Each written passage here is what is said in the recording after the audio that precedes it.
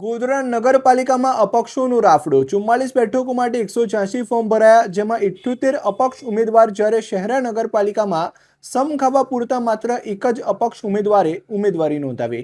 પંચમહાલ જિલ્લાની 2 નગરપાલિકાઓની આગામી સામાન્ય ચૂંટણી માટે ફોર્મ ભરવાની પ્રક્રિયા પૂર્ણ થતાં જ રાજકીય ગરમાવો ચરમસીમાએ પહોંચ્યો છે. ખાસ કરીને ગોધરા નગરપાલિકામાં આ વખતે ચૂંટણી જંગ ખૂબ જ રસપ્રદ બને તેવા એધાણ વર્તાઈ રહ્યા છે. ગોધરા નગરપાલિકાની કુલ 44 બેઠકો માટે અત્યાર સુધીમાં કુલ 186 ઉમેદવારી પત્ર ભરાયા છે. આ આંકડાઓમાં સૌથી વધુ ચોંકાવનારી બાબત એ છે કે મુખ્ય રાજકીય પક્ષો કરતાં અપક્ષ ઉમેદવારોની સંખ્યામાં મોટો ઉછાળો જોવા મળ્યો છે. કુલ ફોર્મમાંથી 78 જેટલા ફોર્મ માત્ર અપક્ષ ઉમેદવારો દ્વારા ભરવામાં આવ્યા છે, જેના કારણે અનેક વોર્ડમાં બહુકોણીય જંગ ખેલાવાની શક્યતા છે. બીજી તરફ શહેરા નગરપાલિકાની સ્થિતિ તદ્દન અલગ જોવા મળી રહી છે.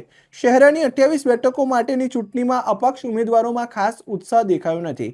અહીં નવાઈની વાત એ છે કે એટલી બેઠકો હોવા છતાં માત્ર એક જ અપક્ષ ઉમેદવારે ઉમેદવારી નોંધાવી છે.